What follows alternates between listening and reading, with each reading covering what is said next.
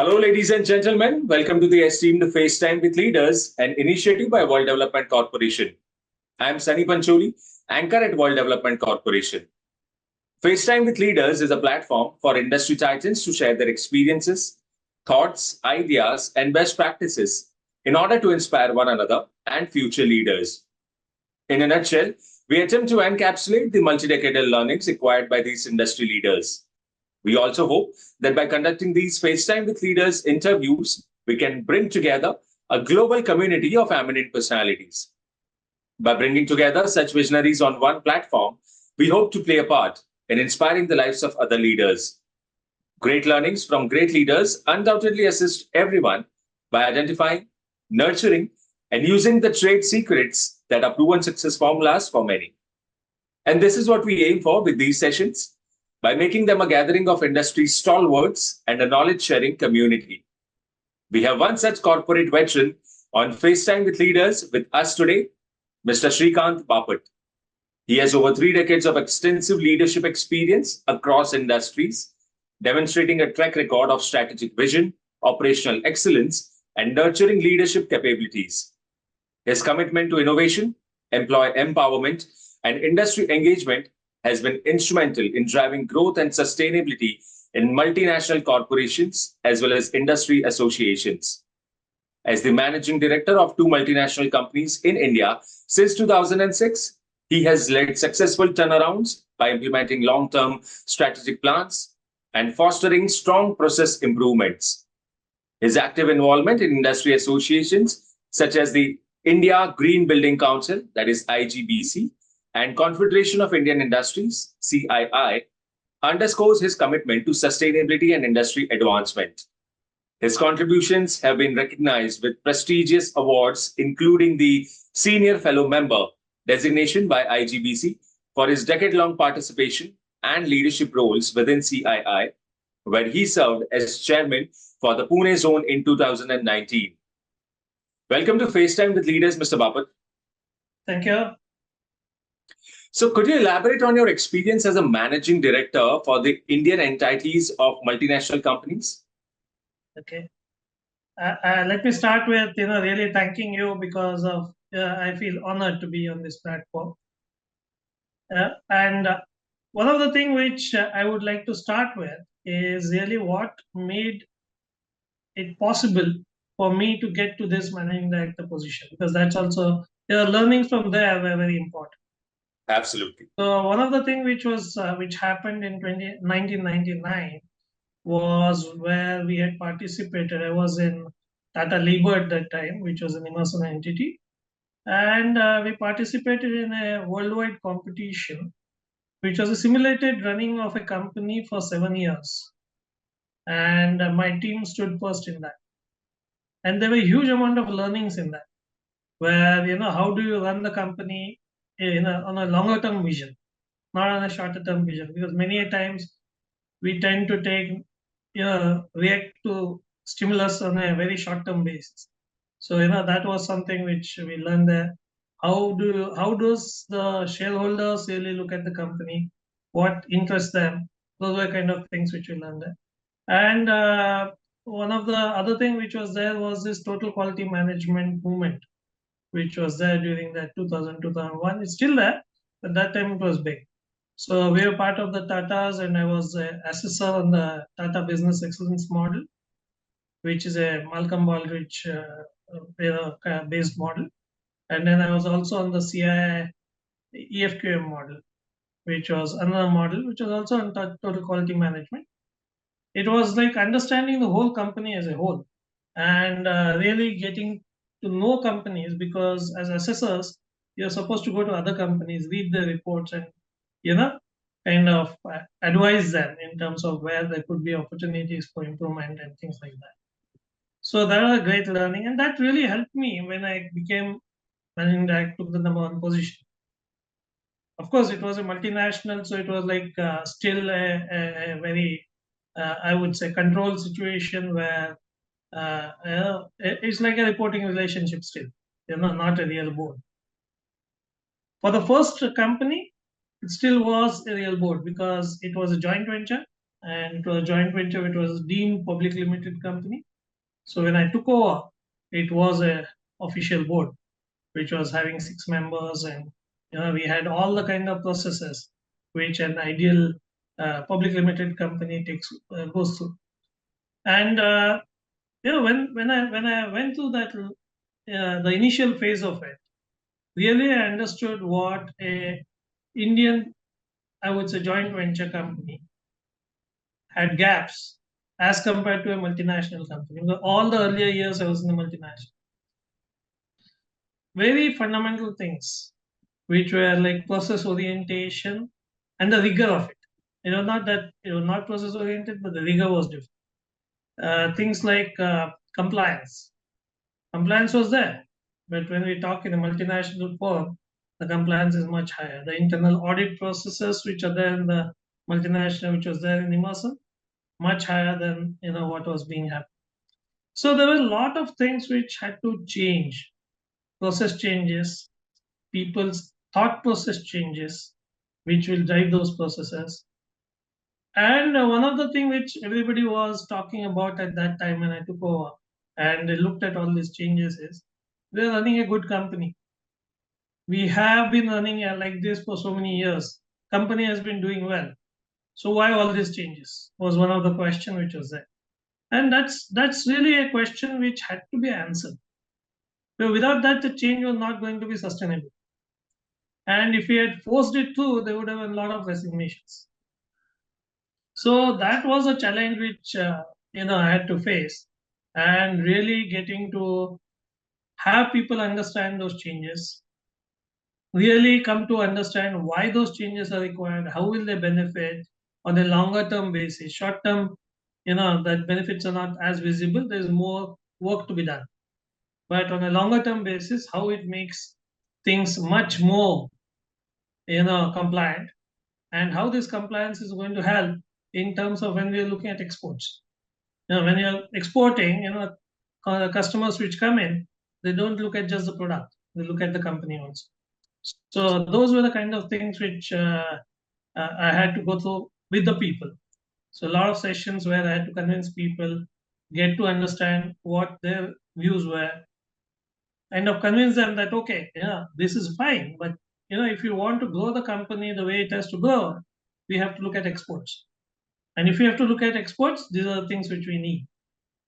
So there was a lot of I would say coaching sessions which had to be done. And I am a certified professional coach, so that was good for me, easy for me, where I could understand how people are thinking and how we could go ahead.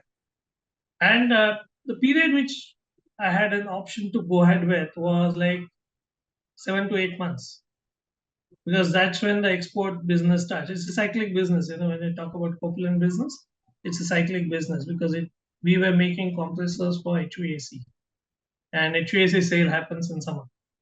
So just before that, 3 months before that, is when most of the compressor sale happens to OEMs. After that, it is the aftermarket sale. So when I took over in September, and when we were supposed to sell in January, February to people abroad, it was like a time period which was limited to really go through these changes. And thankfully, the team also responded well when I went through them. I'm somebody who reaches out to people. I don't call the meeting. I try and go and have the meeting. And that's what maybe helped. I don't know. But people after that really started responding well, right up to the workers. And that's when things changed. Other thing which was there was the expectations in terms of cash flow. The company, the way it was very dependent on the loans from banks and borrowings and things like that. But way Emerson is, it had to be positive cash flow. Company has to create positive cash flow. And that was something which was again a big change. And the specificity of this change was like they used to create huge inventories before the season starts. Why? Because the demand might come up suddenly and we have to supply quickly. We won't be able to manufacture. Those are the kind of thought processes which are there, and they used to do it. So for the next year, when I took over, the season came in very quickly. The next year, I said, no, we are not going to make inventory. We are trying to create a process by which we can respond to the customers' demands in a particular time frame, and convince the customer that yes, this time frame I can give you. Are you okay? And most of the time, the customer was perfectly okay with a 30-day time period. And we changed the whole process because we had post the summer, we had a lean period. We changed processes because I had to change right up to the vendors and things like that. So there were a lot of changes which were there, and the whole thing was how to manage change. So that was a big ticket item which was there, because the ERP had to change, it had to marry with the global ERP and things like that. So that was my first experience in the first company. There are many more, but limitation of time. Going to the next company, it was more or less a projects company. So very different from this manufacturing company. We were into doing projects for the customers because it was into HVAC, building management systems, fire and security, and things like that. So any new building which is coming up, that's a project for Johnson Controls. So in that we had several, and a big, I would say the big issue which was there was their finance system. And the finance system, which was the IT system, was, I would say, shade better than Excel. A programmed Excel, that's the best I can give, because it didn't even keep the sanctity of dual reporting. So credit debits, you could change anything, whichever way.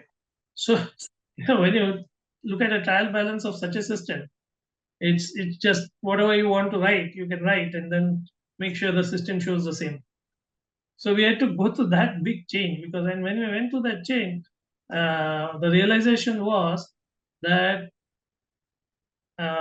if we had X amount of business, 30% of that business projects were loss making. Because when we put everything into the ERP, the new ERP which we brought in, and suddenly we found that if you actually load all the costs to the projects, the project became loss making. But because this was not a system which was really a good system, you could make sure that all projects are running at the same profitability level. Now, because of that, there were about 25 or 30% of the people who had to go, because they knew it. They knew they were fudging the books right up to the CFO, and they were still going ahead with it. So it was like, you could write your trial balance, you could write your P&L, and you could write your balance sheet, and the same thing you could reflect on the system. And they absolutely knew everything. And so I said, no, if this is the attitude of people, we can't carry forward. And I was surprised that it was a multinational, a wholly owned multinational, which was in this situation. The reason it was like, it was a very small portion of Asia Pacific. So nobody really cared about it. That was the real reason. And when I came in, I was supposed to nearly triple the turnover, not even double.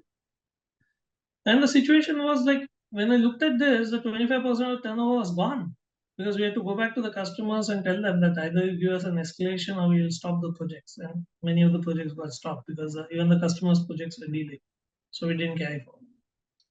And then the rest of the projects which were profitable, we went through that. We had, we did what is as is today kind of audit, and then looked at where we want to go, which was an internal strategy which we do, which was not a really a vision kind of stuff, but it was on a similar lines.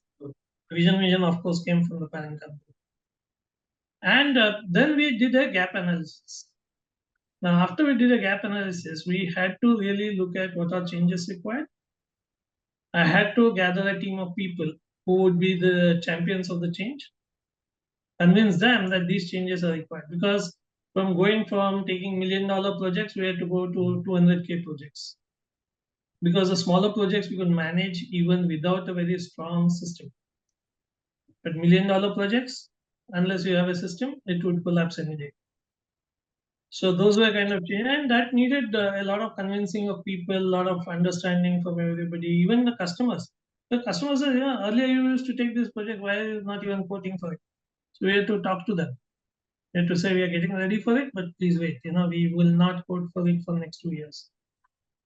And we did that, and fortunately, 4 years down the line, we were back to a situation where we could take $1 million projects. When I left in 2012, 2022, we could take a $10 million project. That's where really the proof of the pudding was in terms of not only just the profitability, but also the way we were reorganized ourselves to do good business. So those were two big learnings which I had in both the companies. And I think I would give a lot of merit to my earlier, as I said, my competition and also the TBEM or TQM kind of experience, where I could understand from other companies what they were doing to really do the same in the companies and bring them out of the home. So those were two good turnaround stories. Mr. Bapat, thank you for the excellent start to this interview. So continuing our conversation, our viewers would like to know, what are the key strategies you have implemented to achieve turnaround and sustainable growth?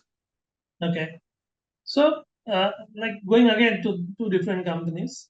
So in the earlier manufacturing company, we used to make 500K compressors with two factories.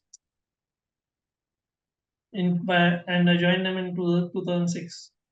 By 2012, we were making 1 million compressors from one factory. We had more than doubled our profitability. So that was the strategy which was there. This is just a very simple way of putting it, closing down the factory. I'm sure you are very well knowledgeable about what all goes in there, factory strikes and, unions and all that. And we had to do it avoiding all this because Emerson would not take a negative publicity anywhere. They won't accept that. So we had to work with the social circles, we had to work with the corporator, we had to work with the local community, because in the place where we were, Karad, this was the biggest business venture which was there in that whole township. And the whole township was built around this factory in the earlier days. So there were a lot of emotions involved. The next factory was also about 20 kilometers away, but it was still a different place. And but people accepted it, understanding that we were doing it for the betterment of the company, betterment of the people who are working there also. Because obviously, if the company does better, people earn better. Everybody is more happier than what they were, and employment also increases. So the first turnaround, second turnaround, I really talked about it. Looking at the bigger picture. How do you create a strategy and marry to that strategy and then drive towards that. And to drive anything, you need people management. You need the people to support. You need these change managers. And once I had those, we could really get going on it. And a lot of, I would say, faith from the senior management as well. Because they had to really make, kind of grant me the freedom to do all these things. Because they were like surgeries. And second thing is, they had to make, how do I say, investments. They had to sanction investments to do this. So really, when I took back this, I would say, business plans to them, questions were there. But finally, they agreed and backed me up. So I would thank them also really in terms of really giving me the support. And people is what really helped me make this happen. Rightly said, Mr. Bapat. So moving ahead, our viewers would like to know more about your contributions to IGBC and CII and thus the resulting awards. Okay. So let me start with IGBC. HVAC industry is really a power guzzler. And that's very well known to people. So when you put up a AC, it really consumes power. Now there are, star-rated ACs and all that, where we are talking about reducing consumption, electricity consumption. But otherwise, earlier days, it used to be huge. It's said that 65% of the building's energy is being used by HVAC. and that's true. So whether it was climate technologies or whether it was Johnson Controls, both the places we were into HVAC, and that was one big ticket item in terms of energy efficiency of buildings. And IGBC stands for India Green Building Council has really put up a lot of efforts in driving buildings to better efficiency. They had a rating system. You could go up to platinum rating, right, starting from silver rating. And when you did that, you really made the building more and more efficient. So when I joined, it was very nascent. It was in the earlier stage of this rating system coming up.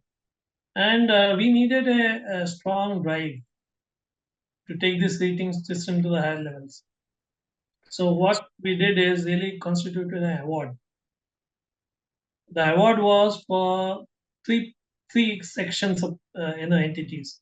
One was for the architect who developed the schematic of the whole thing, who designed it. One was for the builder, build everything, and maybe invested also, because many a times in software house the building is owned by the developer, and the software company really just rents it out. And the third one was really the companies who were investing in these buildings, and they could demand efficiency from whether they owned the building or didn't own the building. So we had awards for all the three sections. And the initial stage, was really about how do we market these awards. Unless people know about these awards, unless people recognize that this is going to be a real good recognition for them to get that award, then nobody is going to really be enthusiastic in participating. You could force people to some extent. You can go to them, talk to them individually, make sure that they understand it. Some of them were anyway believers in terms of reducing energy, spends. So some people will come in naturally, like people like Infosys. They came in naturally because they themselves were way ahead in terms of energy efficiency. But others, you had to really casual them, get them to invest a little more to make sure this happens. So how do you make those awards popular enough for people to gravitate to that? And that's what we did really in terms of, and that's what was one of my contributions. Really, we created these awards. Again, Emerson backed me up on that. We created these awards. Yeah, even the Asia Pacific marketing team helped on that. Really made sure that we popularize these awards and get the industry to buy in and get involved in this energy efficiency drive. Today, it's kind of become a standard. Getting those awards is becoming a standard where people say, like we got the Emerson Award or we got the, platinum rating. There are even tax benefits which have come up for platinum rating and things like that, which was all done through engagement with the operators and the commissioners, where we had to convince them that this energy efficiency improvement in the building is going to overall cascade into better and better, society around or the city around. And it was not only of energy, it was about water, it was about sewage, like treating of all the waste, or even how the waste gets disposed of. Everything was there in the green building way. So when we talked to the commissioner, we talked about everything, including simple things like if the companies start taking care of their waste, the amount of vehicles which will need to carry the waste to a dump area is going to reduce. So the cost is going to reduce for the municipality or the corporation. So those were kind of things which we had to convince them with, and then we got the tax benefits because of that, which we could then pass on. We didn't get basically the people who actually achieved the platinum rating got it. Some people got the gold rating tax benefits and things like that. So now it has gone to a level where if you are as a customer want to buy into a building, a residential building which is green rated, platinum rated, gold rated, your property tax is reduced. So yearly what you spend is reduced. So there's a lot of traction which has come now and it's on its own. So that was my big contribution in IGBC. On the CII front, it was always multi-industry. So, the space was much bigger than what was there in IGBC. And I was always chairing the sustainability panel. And during that sustainability panel journey, which I had in Pune first and then again in Maharashtra, we did a lot of activities which pushed the sustainability higher. I also got involved with some of the other activities in CII. And this CII, the CII leadership which I got in 2019 is a elected, leadership. So it's not something where it's given to somebody as I want. It's elected. So all the industry in Pune zone elects members of CII, elects the leader. So there are 5 or 6 of us were standing, and I got elected as the chairman. So there are big this thing, and even for the Maharashtra state councils, you get elected. So you don't get nominated by anybody. So you give your if you want to stand as on the elections, you give your participation, and then you get elected by the industry. That sounds incredible, Mr. Bapat. All right. So building on to that, how and when did you develop an interest in ESG and corporate governance? Okay. So what happened is in Johnson Controls, I was picked up. The leaders are picked up across the world, 20 of them every year for accelerated leadership program, and that was developed by Wharton University in US, Pennsylvania.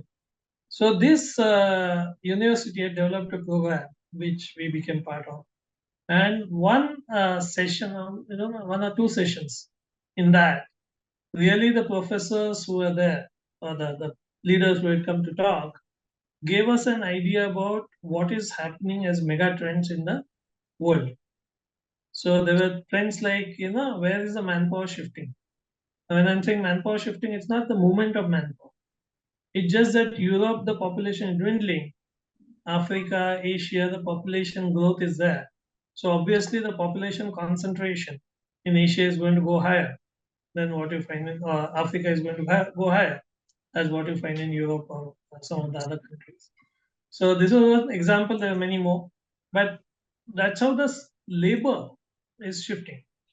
Similarly, the skills is also shifting because of the aging. The skills obviously goes to the place where you have more people. So again, that shift was happening. And the shift was happening because of global warming. There are a lot of things which are happening, and we see it today now very often. You have floods in deserts, and you have droughts in where people used to never worry about water, and things like that. So heat waves. So all these things, even then in 2018, he had talked about it, and he had shown why this is going to happen and why this is going to really go much stronger as it go ahead, and that's a major part of worry for the world as a whole. And then we had talked about, he had given us a whole presentation about what are the world limits, or what we call as earth limits, or what we call as planetary boundaries. Different words, but basically mean the same. So there are 9 planetary boundaries which are there. And if you look at the current way we are consuming twice what the planet itself can rebuild within the year, which means we are really exploiting in such a way that it's going to lose its energy, or it's going to lose its power to rebuild those resources. And when you're talking about resources, many times people just think about water, air pollution, ozone layer. I'm just talking about many more things. Just look at any metal. It's not got infinite capacity to generate the metal in the earth. You have finite capacity. And when you mine it, use it for production, it goes into the scrapyard. It lies in the scrapyard for many, many years.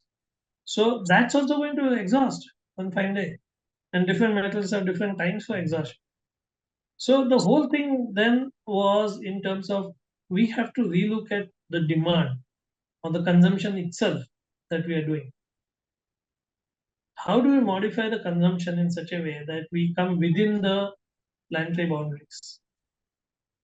how do we make sure that our consumption is reduced, or we reuse what we consume, we reproduce it, in the remanufacture, as we call it, remanufacture it, do something with it where it gets into the system and doesn't go into the scrapyard.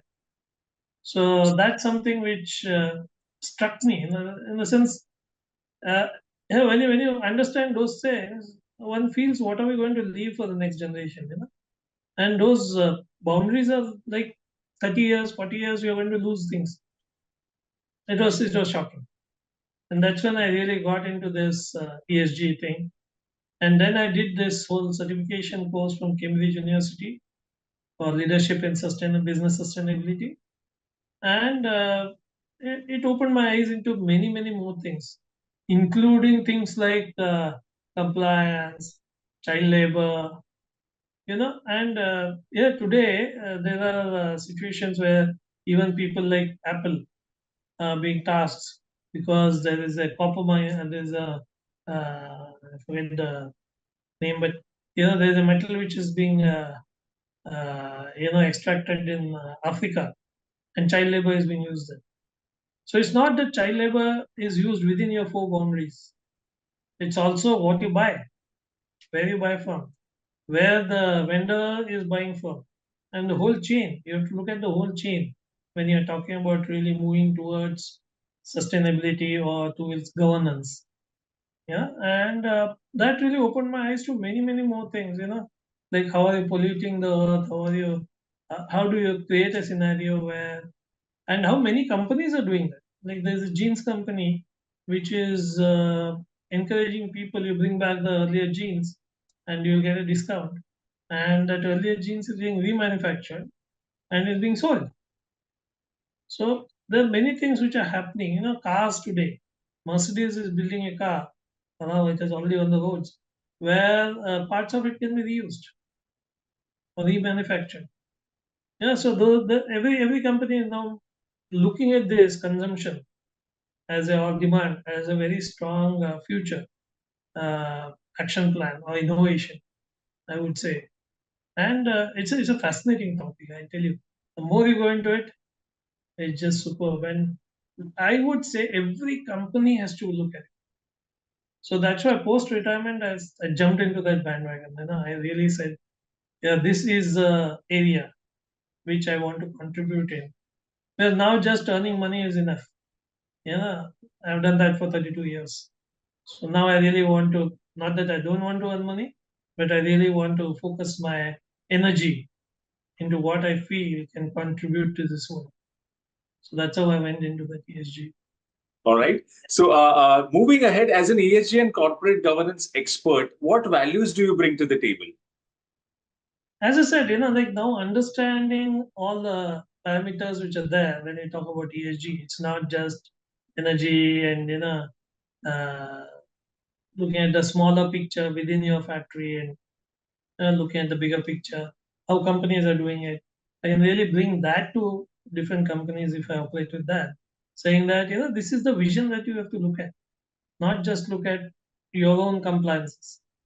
Really look at how the broader scale is happening. Why do you look at it? Why you're consuming at the rate you're consuming and what's going to be the effect of it.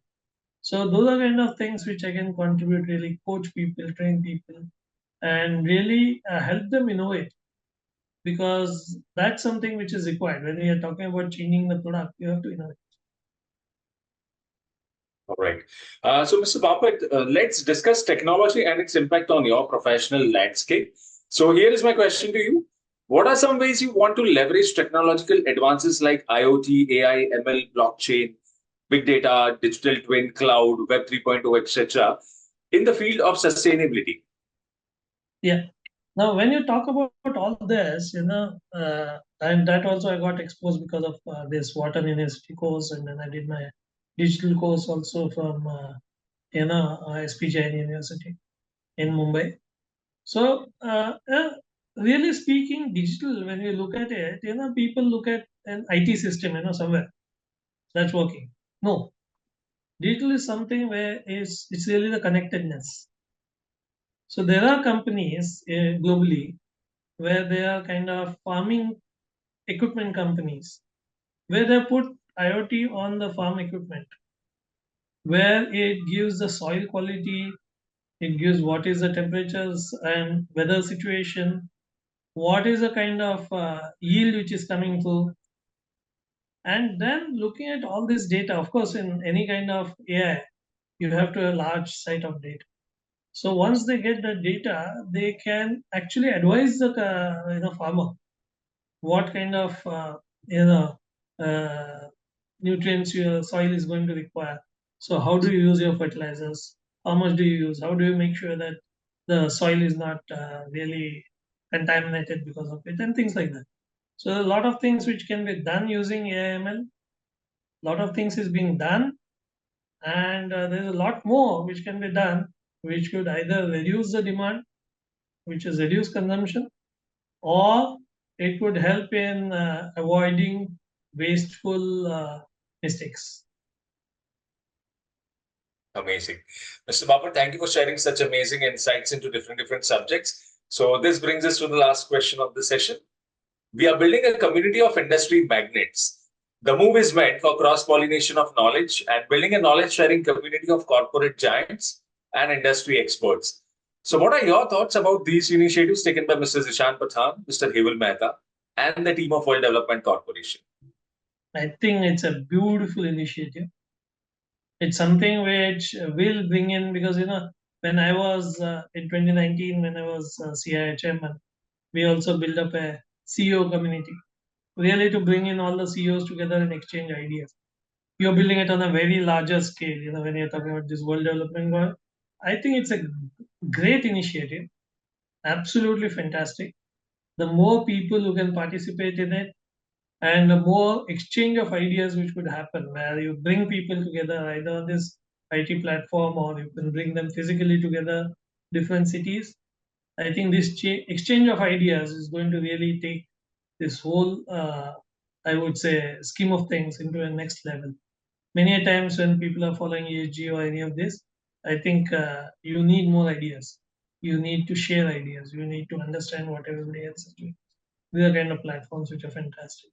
And I think both Jishan and Neville are doing great, in bringing this together. Great. It was fantastic conversing with you, and I'm confident that your insights will inspire future leaders. Thank you, Mr. Shrikant Bapat, for joining us today. Wish you the best for your future endeavors. Moreover, trust that this initiative by Directors Institute has unquestionably expanded the participants' understanding and enriched their minds. Yeah. Thank you. Thank you so much for joining us. Thank you. And thanks for this whole interview. I think it's a great thing. I'm really honored to be part of this. Likewise, sir. Thank you and have a nice day. Same to you.